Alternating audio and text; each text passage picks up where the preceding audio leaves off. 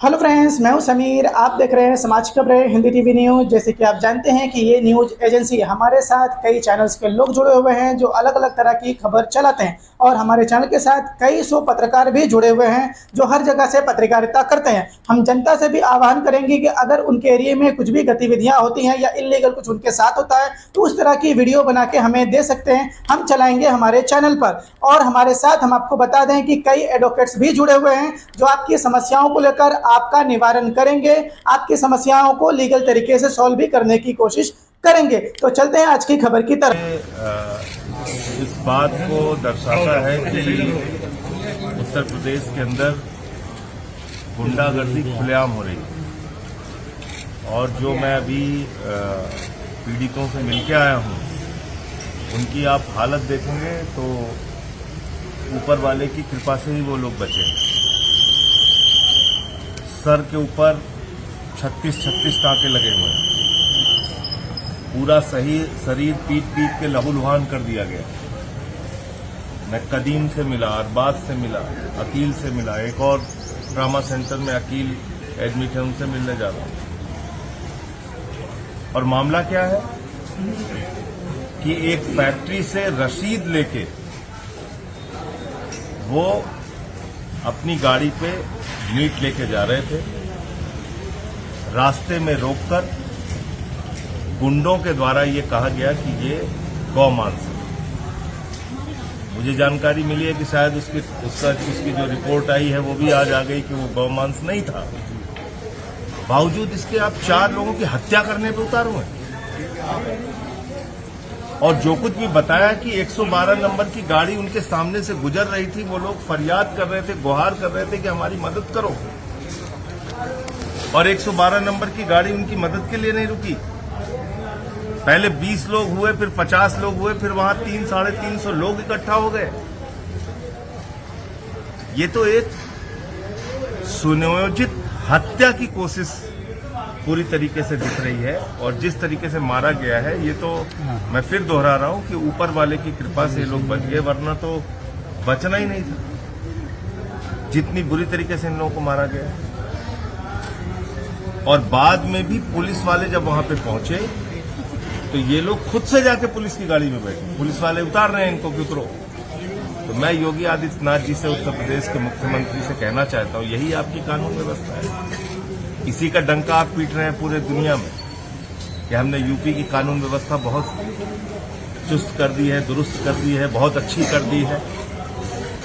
तो धर्म के नाम पे, ये नफरत की राजनीति के नाम पे ये इस प्रकार की गुंडागर्दी का लाइसेंस देना, मैं समझता हूं ये भारतीय जनता पार्टी की घटिया मानसिकता को दर्शाता है, और खुलेआम उनके राज में गुंडागर्दी हो रही है, ये इस बात को भी दर्शाता है।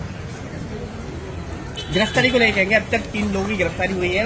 अभी जो मुझे पता चला है कि इसमें बहुत सारे ऐसे अभियुक्त हैं जिनको गिरफ्तार नहीं किया गया है, और उनको शीघ्र ही गिरफ्तार करके कड़ी से कड़ी सजा दी जाए, और ऐसी सजा दी जाए, ऐसा फास्ट ट्रैक कोर्ट में इनका केस चला के ऐसी सजा दी जाए जो दूसरों के लिए नजीर बने।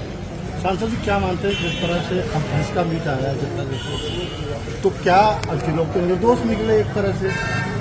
यही तो मैं आपसे कह रहा हूँ, यही तो मैं आपसे कह रहा हूँ, मैं यही तो आपसे कह रहा हूँ कि ये पीटा गया है, इनको घायल हुए, ये गुंडागर्दी का एक, देखिए लाइसेंस उनके दिलों के, ये उनके पास लाइसेंस था, वो जो मीट लेके जा रहे थे वो वैध था, उसकी रसीद थी उनके पास।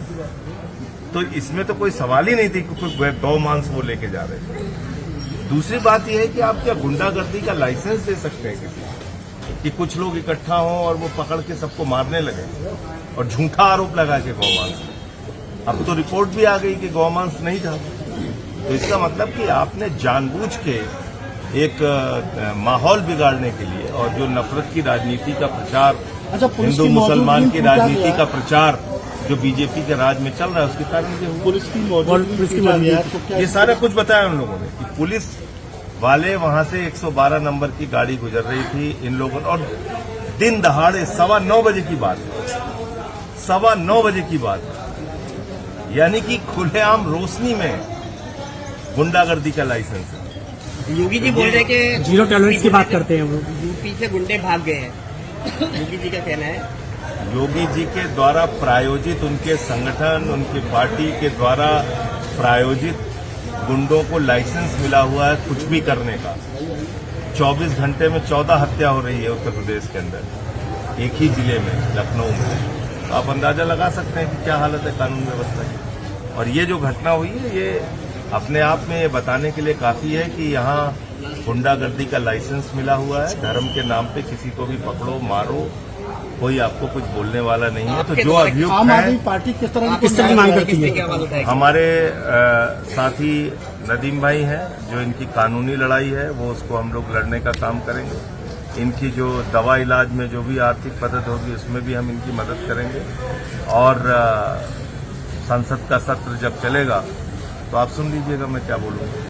क्या आपका एनजीओ है और काम करने के लिए डोनेशन चाहिए, लेकिन 1280G सर्टिफिकेट नहीं होने की वजह से डोनेशन नहीं मिल पा रहा है? तो आप RTI SKK एजेंसी से संपर्क करें। RTI SKK एजेंसी से संपर्क करके 1280G सर्टिफिकेट बनवा सकते हैं। उठाएं फोन और लगाएं कॉल